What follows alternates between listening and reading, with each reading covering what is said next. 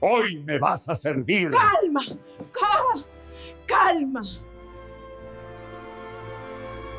La tarde de mayo de 1885 caía pesada sobre la facenda Santo Ignacio como manto de hierro, el calor tropical transformando el aire en sustancia casi sólida que hacía cada respiración en acto de resistencia contra ambiente que parecía diseñado específicamente para aplastar voluntad de cualquiera que lo habitara. El coronel Arnaldo de Figueiredo, 61 años de poder absoluto acumulado sobre 200 cuerpos esclavizados y destino de región entera, convocó a Benedita a sus aposentos, privados con tono de voz, que contenía expectativa ritual de hombre que había ejercido acto mismo incontables veces durante 17 años, sin encontrar jamás resistencia que lo detuviera. Hoy me vas a servir, ordenó con crueldad, que era tan rutinaria que habría sido casi conversacional si no fuera por contexto de lo que esas palabras significaban. Enunciado de violación que estaba a punto de perpetrarse contra mujer de 39 años, cuyo cuerpo había sido territorio de conquista del coronel durante casi 2 décadas de esclavitud sexual sistemática. Benedita, quien después de 17 años de violaciones diarias había desarrollado forma de desaparición interna que permitía a su mente escapar de su propio cuerpo mientras éste era utilizado, permaneció completamente inmóvil, con ojos fijos en punto distante de la pared que parecía ofrecerle único ancla de realidad, que no era la mano del coronel, que ahora comenzaba a desvestirse con lentitud deliberada, que sugeraba que estaba saboreando anticipadamente lo que estaba a punto de suceder. Pero esta vez algo era irrevocablemente diferente, en forma que ninguno de ellos, ni el coronel en su arrogancia de hombre habituado a absoluta impunidad, ni Benedita en su estado de disociación que había permitido su supervivencia psicológica, podría haber anticipado completamente. Levantó su mano, gesto que era más inconcebible que grito, más revolucionario que arma de fuego, y en voz que era apenas audible, pero que contenía autoridad que ninguna persona esclavizada debería poseer, pronunció palabras que transformaron tarde ordinaria de violación rutinaria en momento donde todo cambió. No voy a servir. Su voz ganaba fuerza con cada palabra, como si hubiera estado guardando estas frases durante 17 años, y solo ahora encontraba permiso de su propia psique para pronunciarlas. Porque tu hijo está aquí en la casa, y es mi hijo también. Las palabras flotaban en aire del dormitorio como veneno invisible que se diseminaba lentamente pero inexorablemente a través de cada rincón del espacio, transformando atmósfera de anticipada violación en atmósfera de algo completamente desconocido para el coronel. La posibilidad real de que perdería poder. El coronel congeló en posición de medio desvestirse, su cuerpo quedando suspendido en movimiento que su mente había paralizado completamente ante impacto de lo que Benedita acababa de articular. No era simplemente confesión de relación sexual. Eso habría sido sin sentido legal porque no existía relación entre amo y esclava, solo dominación absoluta. Era confesión de que existía hijo, que el hijo llevaba nombre del coronel, que el hijo era simultáneamente heredero legítimo aparente y bastardo legalmente cuestionable, dependiendo de verdad sobre su paternidad, que solo Benedita podía testificar. Benedita continuó, y cada frase adicional era clavo más en ataúd de ilusión que había sostenido identidad del coronel durante 17 años. Y tú lo sabes desde hace 3 años, porque yo lo parí en tu cama mientras tú dormías en los brazos de tu esposa. Su voz ahora contenía algo parecido a calma, que sugería que había llegado punto donde verdad simplemente fluía de ella como resultado natural de presión acumulada de 17 años de silencio forzado. Y ese niño lleva tu nombre y mi sangre. Y si hoy me tocas, voy a gritar tan fuerte que todos en esta facenda sabrán que el pequeño Arnaldinho es mi hijo y del coronel que lo amaba.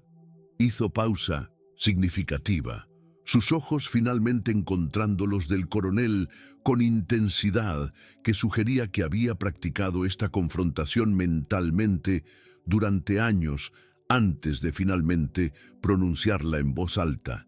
Antes de continuar revelando cómo una confesión de 17 años de violación y un hijo oculto transformaría no solo una familia, sino narrativa nacional sobre legitimidad y poder patriarcal, queremos saber, ¿desde qué país o ciudad nos estás viendo ahora mismo? Comenta tu ubicación abajo. Estas historias del Brasil imperial sobre cómo mujeres esclavizadas utilizaban sus propias confesiones como armas contra estructuras de poder que las violaban, sobre cómo el silencio forzado podía ser convertido en testimonianza devastadora si era pronunciado en momento estratégico, resuenan universalmente porque tocan verdad fundamental sobre cómo opresión requiere complicidad del silenciado. Tu comentario nos ayuda a entender dónde estas verdades del pasado encuentran eco en el presente y cómo el coraje de nombrar verdad continúa siendo revolucionario. Continúo entonces con la confesión más letal que el coronel jamás escucharía en su vida, porque Benedita no estaba simplemente confesando su propio crimen de quedarse callada. Estaba confesando crimen aún mayor de red de silencio que había sostenido toda estructura de élite cafetera regional. Y hay 8 más como él. 8 niños de coroneles, de hacendados, de padres de familias respetadas, que crecen aquí en esta casa creyendo que son sus hijos legítimos, cuando en realidad son fruto de la violación de mujeres que decidieron quedarse calladas, porque el silencio es la única seguridad que una esclava violada tiene en una facenda donde la ley no la protege.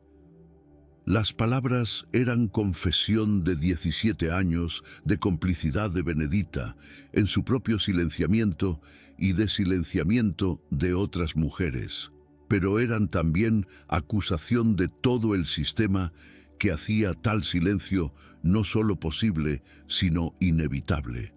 El coronel finalmente encontró voz, aunque salió como graznido que apenas se parecía a su tono habitual de autoridad absoluta. Eres loca. Estás inventando historias para evitar lo que sucederá ahora. Pero incluso mientras pronunciaba las palabras, su cuerpo no hacía movimiento para avanzar hacia ella, porque alguna parte de él comprendía que Benedita ya no era esclava pasiva, cuyo cuerpo podía ser violado sin consecuencia. Era mujer que había redefinido términos de conflicto, que había transformado su propia vulnerabilidad sexual en arma política mediante acto de confesar verdad que él había estado guardando como secreto. Nada de eso es invención, respondió Benedita con tono que había alcanzado tranquilidad casi sobrenatural, de quien finalmente había dicho verdad que había llevado durante 17 años como carga insoportable. Yo puedo nombrar a cada madre, puedo nombrar a cada niño, puedo describir exactamente qué noche fue concebido cada uno, porque he vivido en esta casa durante 39 años, escuchando conversaciones de esclavas que comparten horror de sus violaciones, como única forma de procesar lo que les sucede. Y si gritas, cuando me toques, voy a comenzar a nombrar, comenzar a describir, comenzar a testificar delante de cada persona, en esta facenda, en la región, en los juzgados, si es necesario. La amenaza era clara, articulada, y completamente plausible porque Benedita finalmente había llegado a punto donde no tenía nada que perder. 17 años de violaciones ya la habían destruido. En 1900, toda forma que el coronel podía destruir a alguien. La única arma que le quedaba era testimonianza, verdad articulada públicamente que no podía ser enterrada sin suficiente violencia, que sería imposible justificar incluso por estándares de sociedad que había permitido 17 años de violaciones rutinarias. En ese momento, en aquella tarde de mayo de 1885, exactamente 3 años antes de la abolición que haría legalmente innecesaria esta confrontación en términos técnicos, pero que no cambiaría las verdades fundamentales sobre poder. El coronel Arnaldo de Figueiredo enfrentó fin de su propia impunidad absoluta. El coronel Arnaldo se dejó caer en el borde de la cama con movimiento que sugería que sus piernas habían perdido capacidad de sostener su peso, su cuerpo colapsando bajo realidad de que 3 décadas de poder absoluto estaban siendo desmanteladas por mujer que había permanecido invisible durante 17 años.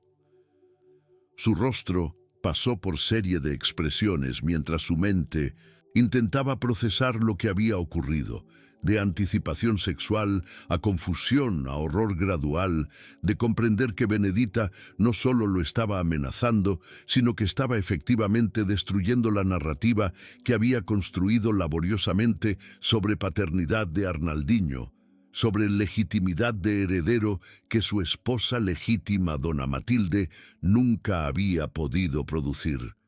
¿Por qué?, pronunció finalmente, palabra que salía como suspiro de hombre cuya comprensión completa del mundo acababa de ser desestabilizada. ¿Por qué ahora? ¿Por qué después de 17 años? Porque estoy vieja, respondió Benedita con simpleza que contenía toda filosofía de supervivencia de mujer esclavizada que había utilizado cada estrategia disponible para permanecer viva bajo sistema diseñado para destruir tanto cuerpo como psique, porque en 3 años voy a ser legalmente libre y no voy a necesitar fingir que soy propiedad tuya nunca más, porque tu hijo tiene edad suficiente para comprender verdad de su origen sin ser completamente destruido por ello, y porque descubrí que tu esposa sabe la verdad desde el principio. Ella simplemente ha estado esperando momento en que pudiera usarla en su propio beneficio.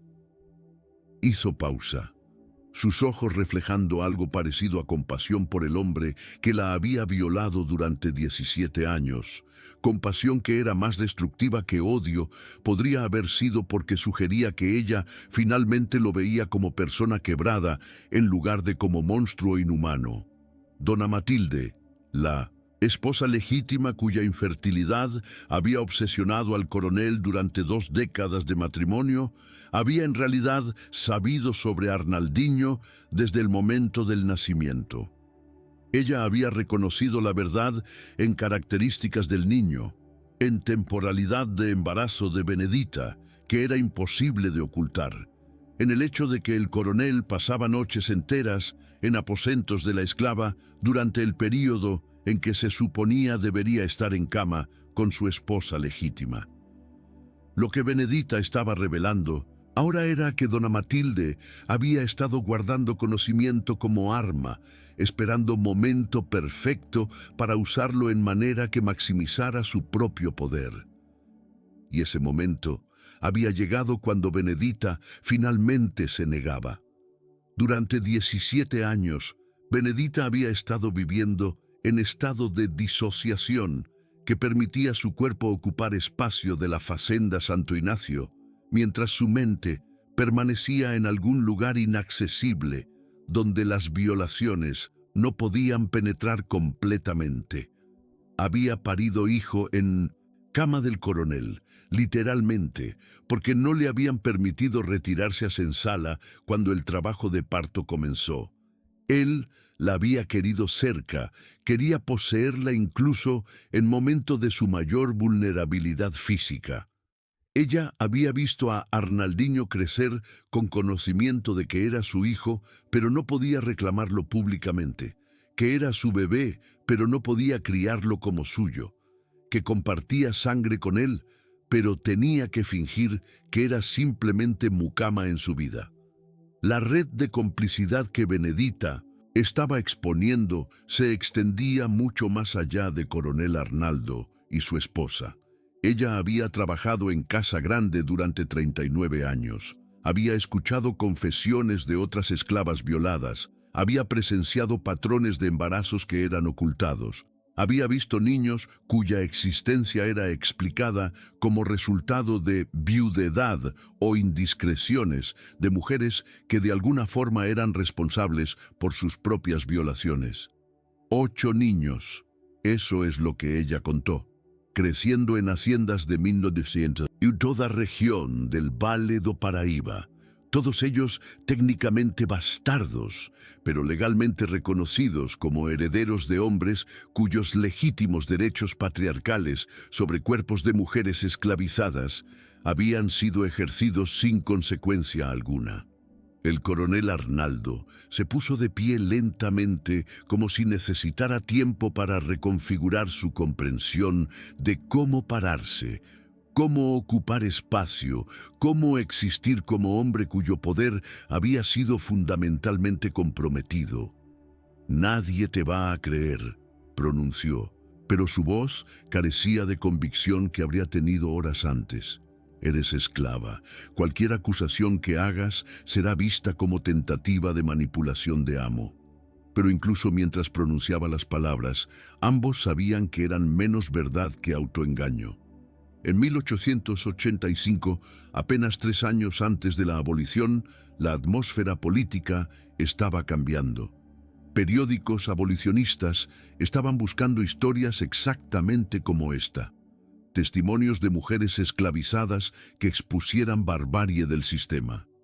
Si necesitas que te crea, entonces necesitas preguntarle a tu esposa qué sabe y cuándo lo supo, respondió Benedita con tono que sugería que ella ya había pensado a través de cada paso de esta confrontación, cada respuesta que él daría, cada excusa que él ofrecería, porque ella ha estado guardando conocimiento de Arnaldinho como munición en contra tuya.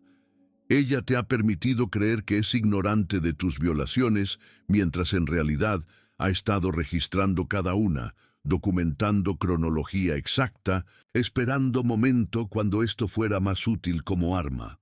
Mi confesión no requiere que me creas, requiere que tu esposa valide lo que he dicho, y ella hará eso porque destroza tu narrativa de hombre que simplemente cometió indiscreción singular en lugar de revelar patrón sistemático de violación. La tarde continuaba cayendo sobre Facenda Santo Ignacio, pero arquitectura del poder que la había sostenido durante 39 años, duración de vida de Benedita, estaba colapsando en tiempo real. El coronel salió de sus aposentos en estado que podría haber sido descrito como shock, dejando a Benedita sola en habitación donde había sido violada incontables veces, pero donde por primera vez en 17 años había ejercido verdadera agencia, donde había transformado su propia vulnerabilidad en acto de resistencia que era simultáneamente confesión, acusación y demolición de narrativa que había permitido su propia opresión continua. Cuando el coronel confrontó a dona Matilde esa noche, encontró que su esposa había estado esperando esta confrontación, con paciencia de mujer que había pasado 18 años siendo humillada por infertilidad, de la cual el coronel la culpaba exclusivamente, culpa que fue magnificada infinitamente por conocimiento de que su marido había conseguido engendrar heredero con esclava mientras continuaba siendo incapaz de procrear con ella. Ella no negó lo que sabía. En cambio, produjo documentos, cartas que había escrito a ella misma como forma de mantener registro de indiscreciones del coronel, fechas, observaciones sobre comportamiento de Benedita, anotaciones sobre crecimiento de Arnaldinho que era imposible reconciliar con cualquier narrativa que no fuera su concepto como hijo de Benedita y el coronel. La confesión de Benedita se propagó a través de Facenda Santo Ignacio con velocidad de incendio en campo seco. Los esclavos susurraban los detalles entre ellos, las noticias alcanzaban Senzala, donde otras mujeres violadas comenzaban a reconocer sus propias historias reflejadas en experiencia de Benedita. Y dentro de una semana, periódicos abolicionistas de São Paulo y Río de Janeiro habían recibido primeras versiones de historia. Mujer esclavizada que se negaba a continuar permitiendo que su violación fuera silenciada, que confesaba existencia de 8 niños de élite que eran técnicamente bastardos, que exponía patrón que se extendía a través de toda región del Vale do Paraíba. La investigación formal que fue iniciada por autoridades abolicionistas en septiembre de 1885 reveló que la confesión de Benedita era apenas la punta de iceberg de corrupción sistemática que había sido ocultada bajo narrativas de legitimidad patriarcal durante décadas. Investigadores viajaron a haciendas en toda región del Vale do Paraíba, entrevistaron a mujeres esclavizadas, documentaron patrones de embarazos ocultos y encontraron registros de transacciones financieras que sugerían que los niños producto de violación habían sido deliberadamente dispersados a diferentes haciendas para evitar acumulación de evidencia visible de los crímenes. Uno de los 8 niños que Benedita había mencionado era hijo de sacerdote, un hecho que cuando fue expuesto públicamente generó escándalo religioso que alcanzó a la propia Iglesia Católica en Río de Janeiro. El coronel Arnaldo de Figueiredo fue formalmente acusado en enero de 1886, no de violación, porque legalmente eso era imposible cuando víctima era esclava que no tenía derechos legales que pudieran ser violados, sino de fraude testamentario al registrar a Arnaldinho como hijo legítimo cuando tenía conocimiento de que era producto de relación no consentida con mujer esclavizada. La sentencia fue de 2 años de prisión, suma que era risible considerando que había violado a misma mujer durante 17 años. Pero el verdadero castigo fue social, la exposición de que el heredero legítimo que él había esperado que perpetuara su nombre era en realidad símbolo viviente de sus crímenes. Dona Matilde, en giro que sorprendió a muchos, utilizó la exposición pública del crimen del coronel para asegurar control de la hacienda durante su encarcelación. Ella produjo documentación legal que mostraba que ella había estado documentando crímenes de su marido durante años, que ella había sido víctima de su propio matrimonio, tanto como Benedita había sido víctima de esclavitud, no en forma idéntica, pero de manera que revelaba cómo patriarcado había dañado a ambas mujeres, diferentemente pero de formas conectadas. Cuando el coronel fue liberado en 1888, exactamente año de la abolición, encontró que su esposa efectivamente lo había destituido de control de sus propias propiedades. Benedita fue formalmente alforriada en 1887, un año antes de que la abolición hiciera legalmente innecesaria tal alforría individual. Ella se mudó a São Paulo, donde trabajó como lavadora, ocupación que le permitía mantener independencia económica y libertad de movimiento que nunca había tenido como esclava. Ella vivió hasta 1902, muriendo a edad de 56 años después de haber pasado últimos 15 años de su vida en condiciones de libertad relativa que había sacrificado todo para asegurar. Su confesión de 17 años de violación había sido transformada en documento histórico que era citado en debates sobre abolición, que era utilizado por feministas emergentes como evidencia de cómo patriarcado y esclavitud se intersectaban para crear sistemas de opresión sexual. Arnaldinho, el niño cuya existencia había precipitado la confesión de Benedita, creció sabiendo la verdad completa de su origen. A diferencia de muchos hombres de su clase que habrían rechazado tal conocimiento, Arnaldinho pareció integrar verdad, de manera que lo llevó a cuestionamiento fundamental de estructuras de poder que lo habían creado. Cuando heredó propiedad de su padre en 1895, cuando el coronel murió de apoplejía, aparentemente consumido por humillación de su exposición pública, Arnaldinho hizo serie de decisiones que sugería transformación profunda. Él liberó todos los esclavos restantes en su propiedad. Él estableció salarios que eran comparables a trabajadores libres. Y crucialmente, en su testamento de 1923, reconoció formalmente a Benedita como su madre biológica. Si estas historias del Brasil imperial sobre cómo mujeres esclavizadas utilizaban sus confesiones como armas transformadoras contra patriarcado que las oprimía, sobre cómo el silencio impuesto podía ser quebrado por acto individual de revelación que resonaba a través de estructuras de poder enteras, sobre cómo la verdad articulada públicamente tiene capacidad de desmantelar narrativas que habían sido consideradas inquebrantables, te impactan profundamente, suscríbete al canal y activa las notificaciones. Dale like a este video y compártelo para que más personas conozcan estas historias sobre poder de confesión como acto revolucionario. ¿Crees que Benedita habría sido moralmente justificada en permanecer callada para protegerse a sí misma de represalias? ¿O el acto de hablar verdad tenía valor que trascendía seguridad personal? ¿Qué significa para ti que su confesión no resultó en justicia legal para ella, pero transformó futuro de otras personas? Cuéntanos en los comentarios. Los 8 otros niños que Benedita había mencionado fueron eventualmente identificados y sus historias fueron documentadas por investigadores abolicionistas.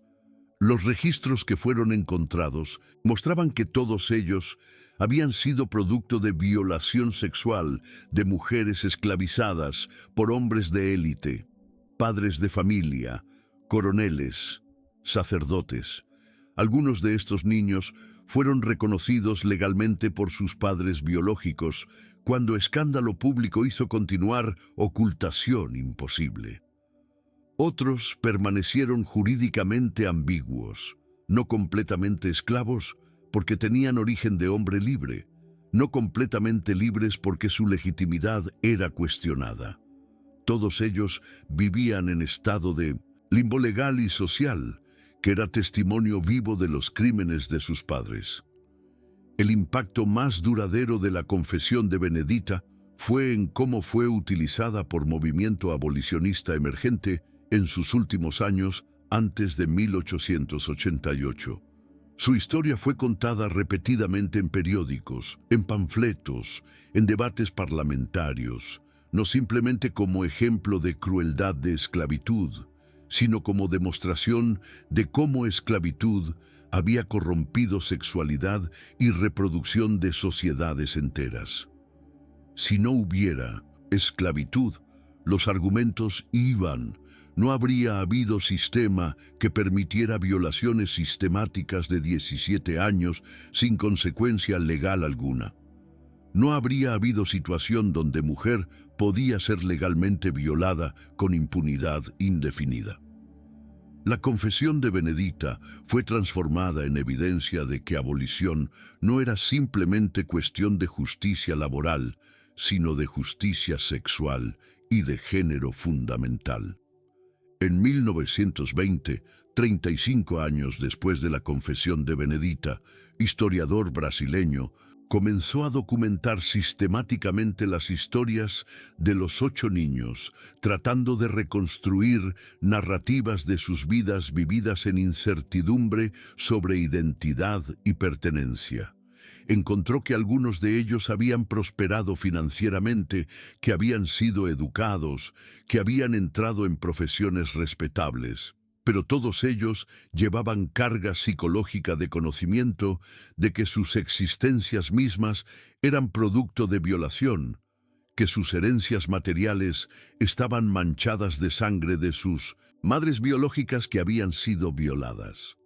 Algunos de estos hombres utilizaron su posición para trabajar hacia justicia. Uno se convirtió en abolicionista activo. Otro trabajó para reforma de leyes relacionadas a derechos de mujeres. Otros simplemente llevaban el peso del conocimiento en silencio. La Fazenda Santo Ignacio eventualmente fue vendida en 1910 cuando el coronel Arnaldo murió. La propiedad cambió manos múltiples veces durante el siglo XX, pero el local de la hacienda original fue construido en 1950, monumento pequeño con inscripción que reconocía que aquí vivió Benedita, mujer que rompió silencio de 17 años para exponer verdad sobre violencia patriarcal. El monumento fue controversial. Había aquellos en la región que lo consideraban afrenta a memoria de familias que habían sido expuestas públicamente, que argumentaban que tales verdades del pasado deberían permanecer enterradas. Pero para otros, especialmente descendientes de mujeres esclavizadas, era reconocimiento oficial de que sus historias importaban, que sus confesiones tenían peso histórico. En las décadas posteriores a la confesión de Benedita, la historiografía brasileña lentamente comenzó a reconocer que su acto de hablar verdad había sido momento de inflexión en narrativa nacional.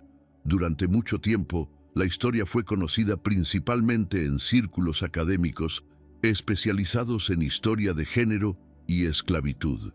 Pero con democratización de Brasil en 1980s, y apertura de archivos históricos que habían permanecido cerrados, la historia de Benedita fue redescubierta por nueva generación de historiadores que comprendieron su significancia más completa.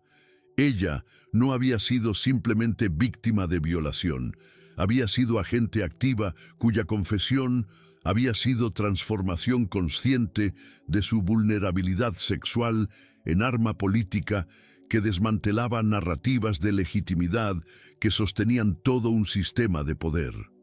El legado más importante de Benedita, en términos de historia intelectual, fue su rol en demostración de que confesión no era necesariamente acto de penitencia o arrepentimiento, sino podía ser acto revolucionario de nombrar verdad que la sociedad deseaba mantener oculta. Su confesión de 17 años de violación había sido en sí acto de acusación, no simplemente del coronel que la había violado, sino del sistema entero que había hecho tal violación posible, que había criminalizado su silencio mientras que criminalizaba también su habla, que la había atrapado en dilema imposible, donde callar significaba perpetuación de crimen y hablar significaba exponerse a represalias sociales.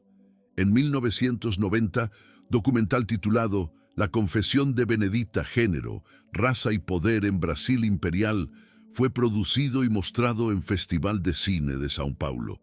El documental utilizaba cartas de investigadores abolicionistas de la época, reconstrucciones dramatizadas de la confrontación entre Benedita y el coronel y entrevistas con historiadores contemporáneos que analizaban significancia del caso. El documental generó renovado interés en la historia y llevó a serie de publicaciones académicas que examinaban la confesión de Benedita dentro contexto más amplio de resistencia de mujeres esclavizadas a violencia patriarcal. Lo que fue particularmente importante en redescubrimiento de la historia de Benedita fue reconocimiento de que ella había actuado con agencia consciente, que su confesión no había sido acto impulsivo de mujer al borde del colapso psicológico, sino decisión calculada de mujer que había estado reflexionando sobre su situación durante 17 años y que había identificado el momento preciso cuando su revelación tendría máximo impacto político. Ella había esperado hasta que abolición estuviera inminente para garantizar que su confesión no pudiera ser simplemente suprimida bajo justificación de que era problema de propiedad privada. Ella había esperado hasta que su edad garantizaba que ella no estaría en años reproductivos cuando su sexualidad había sido violada, transformando su edad de 39 años en activo en lugar de pasivo de su propia estrategia. El coronel Arnaldo, quien había sobrevivido su encarcelación de 2 años en 1886-1888, nunca se recuperó completamente del colapso psicológico que había resultado de exposición pública de sus crímenes. Murió en 1895, a los 71 años, en estado de demencia avanzada. Los registros de su muerte sugieren que sus últimos años fueron caracterizados por aislamiento extremo. La élite regional, que había socializado con él durante décadas, ahora lo evitaba. Su reputación había sido destruida más completamente que cualquier castigo legal podría haber logrado. Su fortuna, que había sido construida sobre trabajo esclavo y sobre acceso sexual sin restricción a cuerpos de mujeres esclavizadas, fue efectivamente desmantelada durante vida de él en lugar de pasar intacta a generación siguiente. Dona Matilde, quien había utilizado la confesión de Benedita para asegurar su propio control financiero y político, vivió hasta 1905 en relativa comodidad. Ella se convirtió en patrona de instituciones educativas para huérfanas, legado que fue interpretado por algunos como acto de redención tardía por parte de mujer que había permanecido silenciosa durante 17 años sobre crímenes de su marido. Otros historiadores, sin embargo, argumentaron que su filantropía fue menos acto de moralidad que ejercicio de poder, que ella había utilizado su nueva riqueza y posición social para construir imagen pública de respetabilidad que le permitía olvidar su propia complicidad en opresión de Benedita.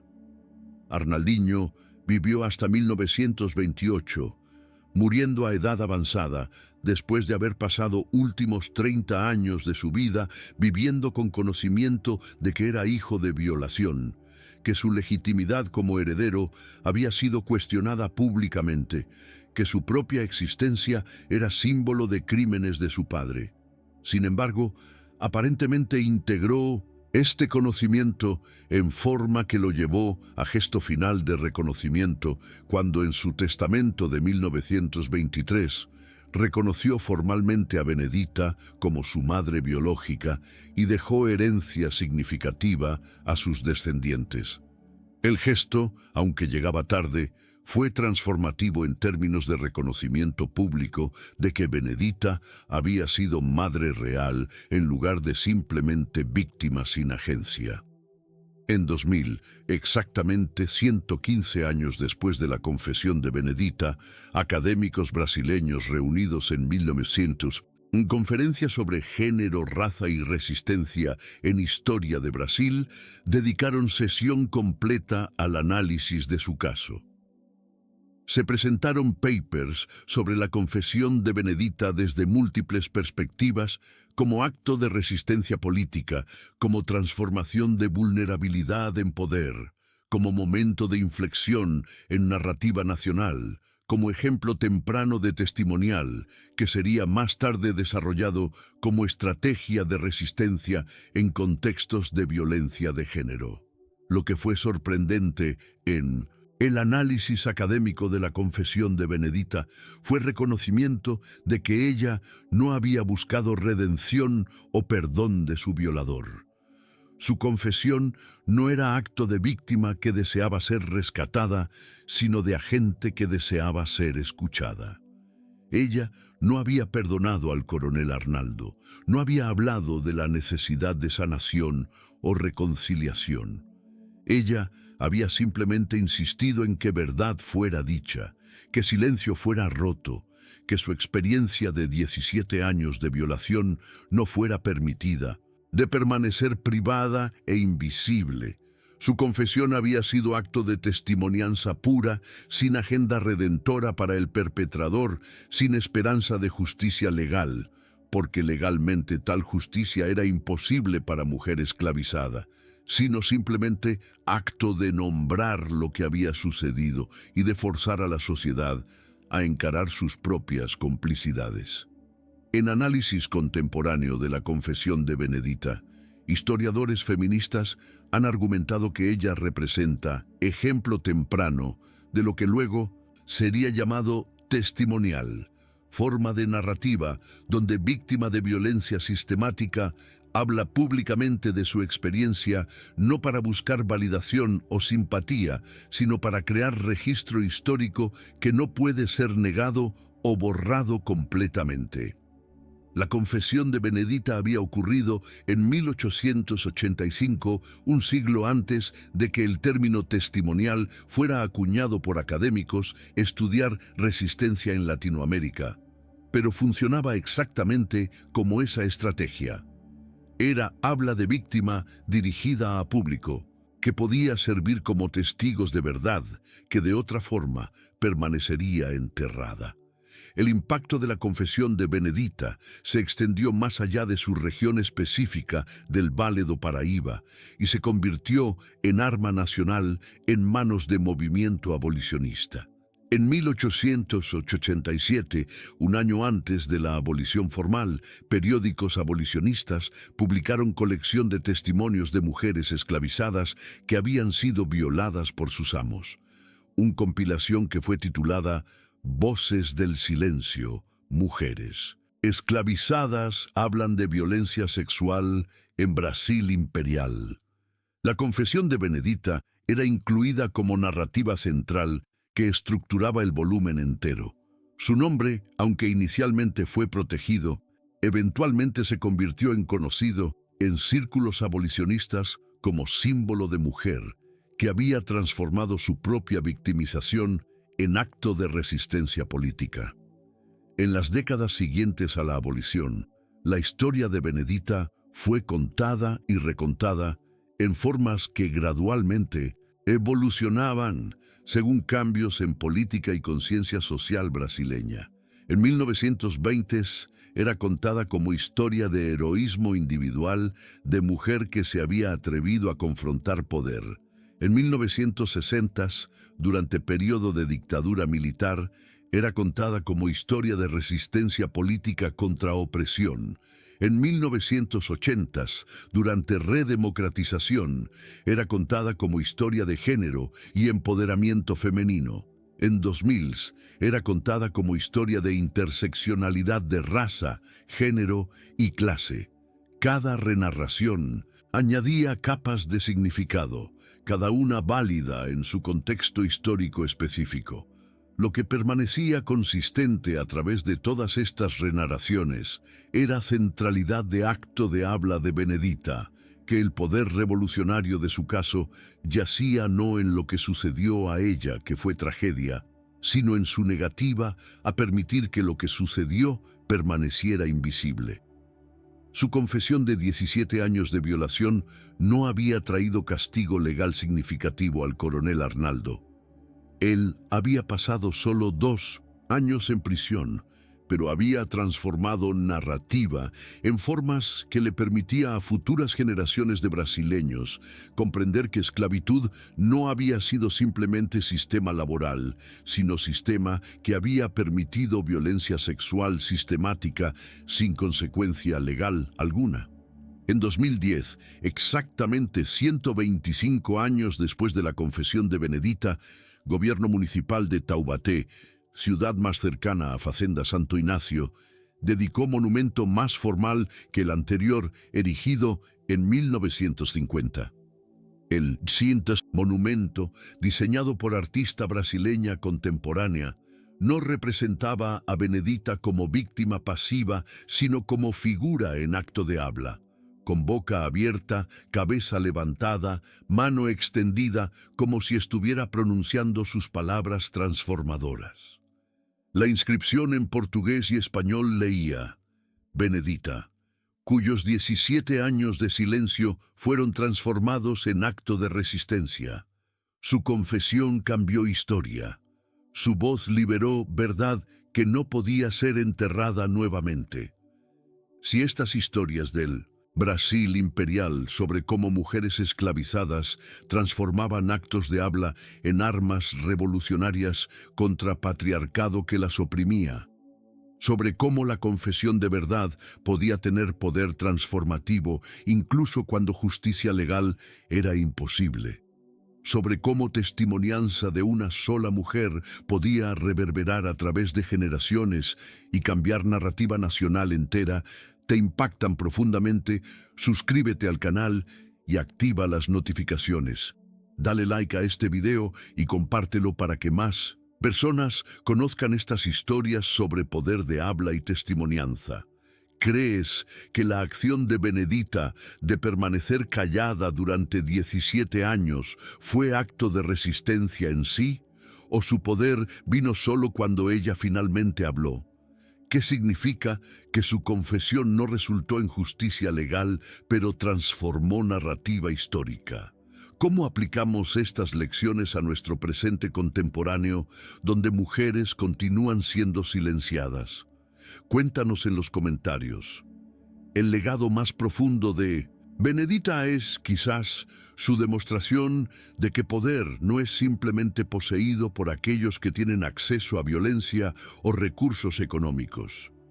Poder también reside en capacidad de hablar verdad de formas que no pueden ser completamente negadas o suprimidas. Su confesión de 17 años de violación, en momento en que abolición estaba inminente, había sido acto de poder ejercido por mujer que legalmente no poseía ninguno, cuyo cuerpo había sido considerado propiedad, cuya palabra habría sido desconsiderada en prácticamente cualquier contexto legal. Y sin embargo, su acto de habla había transformado realidades políticas. Había forzado a la sociedad a encarar verdades que deseaba negar. Había creado registro histórico que continuaba siendo citado siglos después de su muerte. Benedita murió en 1902 a edad de 56 años, después de haber pasado últimos años de su vida en relativa libertad en Sao Paulo. Sus últimas palabras, según registro de mujer que vivía con ella en sus últimos años, fueron: "La verdad fue dicha", afirmación simple que sugiere que ella sentía que había cumplido con lo que consideraba su obligación moral, que había hablado verdad que le había sido encomendada guardar durante 17 años de silencio forzado. Ella no tenía grandes expectativas de que su confesión traería justicia. Ella sabía que tal justicia era imposible en contexto legal, que no reconocía a mujeres esclavizadas como personas con derechos que pudieran ser violados. Pero ella había insistido en que verdad fuera testificada, que silencio fuera roto, que su experiencia fuera registrada de formas que no podían ser completamente borradas de memoria colectiva. Su tumba en Sao Paulo, donde fue enterrada en 1902, permanece relativamente desconocida. No hay monumento que marque su lugar de descanso, no hay indicador que sugiera que mujer extraordinaria fue enterrada allí. Pero sus palabras han sido preservadas en registros históricos, han sido citadas en periódicos, han sido estudiadas en universidades, han sido transformadas en partes de narrativa nacional sobre esclavitud, género y resistencia. Su confesión de 17 años de violación vive en formas que su cuerpo no pudo permanecer vivo, como documento histórico, como acto revolucionario de testimonianza, como demostración de poder de habla en contexto de opresión absoluta. La verdad fundamental sobre la confesión de Benedita es que ella había comprendido algo: que sistemas de opresión dependen de no ser comprendido, que silencio impuesto no es protección, sino complicidad. Durante 17 años, ella había permanecido callada por razones de pura supervivencia. Hablar habría significado represalias, castigo, posiblemente muerte.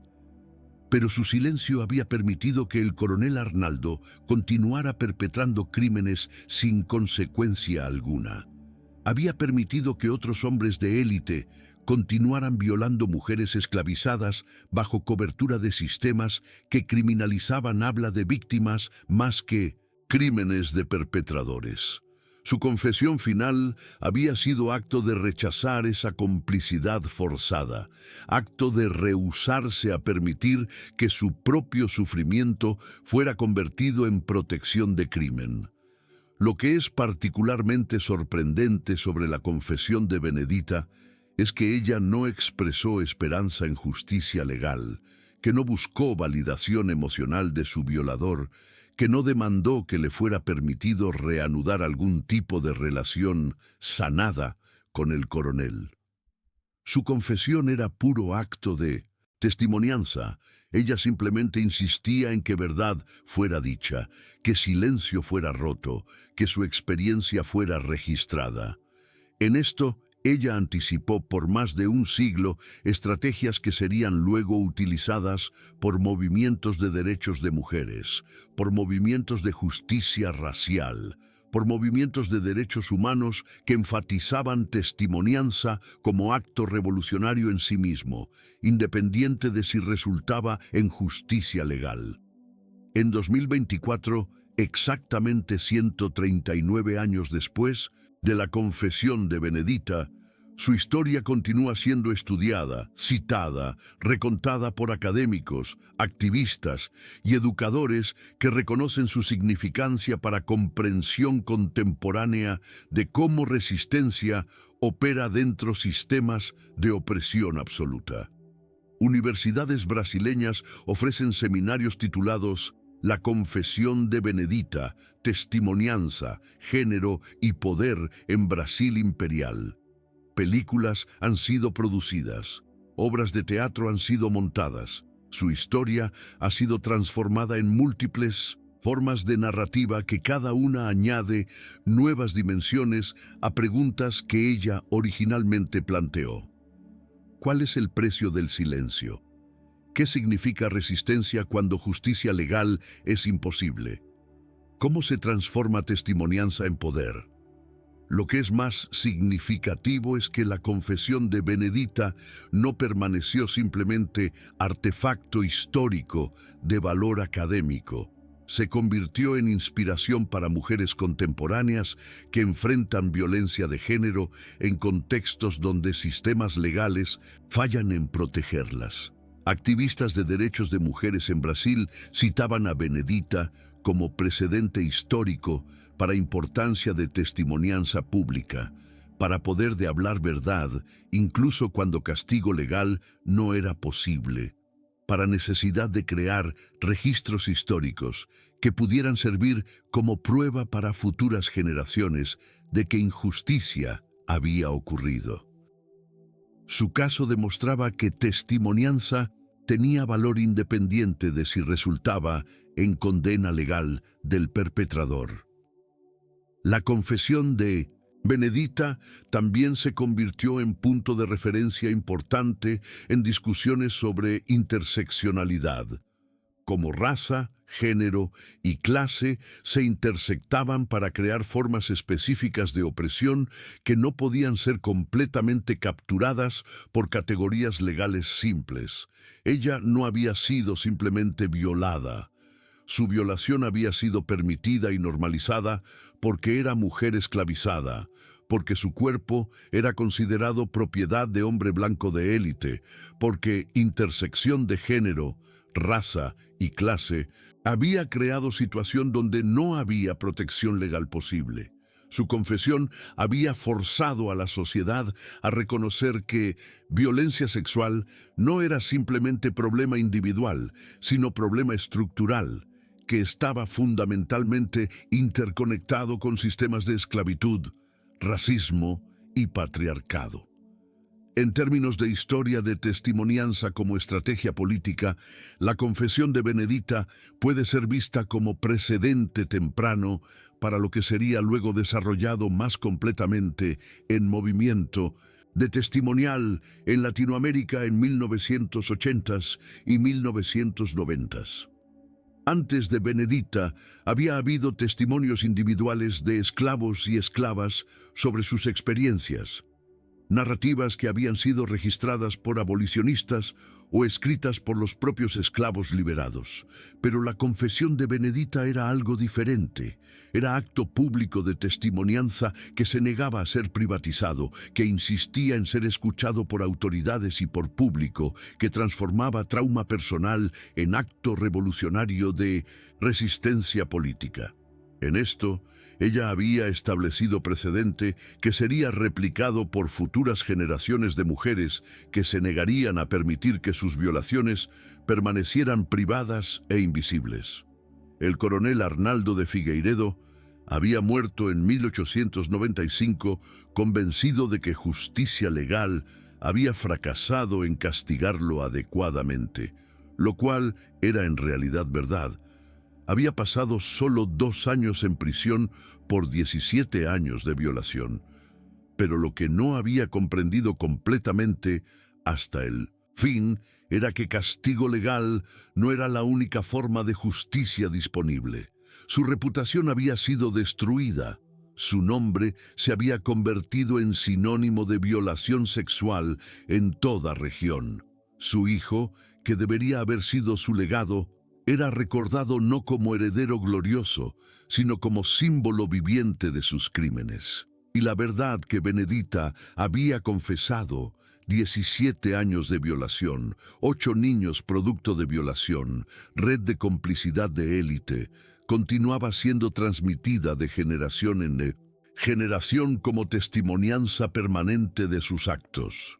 La lección más profunda de la historia de Benedita es que poder de perpetrador no es absoluto, que incluso en sistemas donde poder es tan completamente acumulado en manos de algunos que parece inquebrantable, víctimas retienen una arma que no puede ser completamente confiscada: la capacidad de hablar verdad. La confesión de Benedita no había destruido al coronel Arnaldo de la forma que un castigo legal ejemplar podría haber hecho, pero había transformado su vida de hombre poderoso, protegido por sistemas legales corruptos, en vida de hombre consumido por infamia, recordado para la eternidad no por sus logros, sino por sus crímenes. Y eso, para muchas víctimas de violencia que enfrentan sistemas legales que fallan en protegerlas, es forma de justicia que es posible incluso cuando justicia formal es negada. Si estas historias del Brasil imperial sobre cómo mujeres esclavizadas transformaban actos de confesión en revoluciones, en políticas, sobre cómo testimonianza podía ser arma más poderosa que castigo legal cuando estaba dirigida correctamente, sobre cómo verdad articulada públicamente tenía capacidad de destruir reputaciones de hombres poderosos de formas que sistemas legales no podían, te impactan profundamente, suscríbete al canal y activa las notificaciones. Dale like a este video y compártelo para que más personas conozcan estas historias sobre poder de testimonianza y sobre cómo verdad, una vez liberada, no puede ser reencarcelada. ¿Crees que la confesión de Benedita fue acto de poder o acto de desesperación? ¿O fue ambos simultáneamente? ¿Qué significa que ella eligió romper silencio exactamente cuando abolición estaba inminente? ¿Cómo aplicamos lecciones de su historia a nuestro presente, donde víctimas de violencia sexual continúan siendo silenciadas?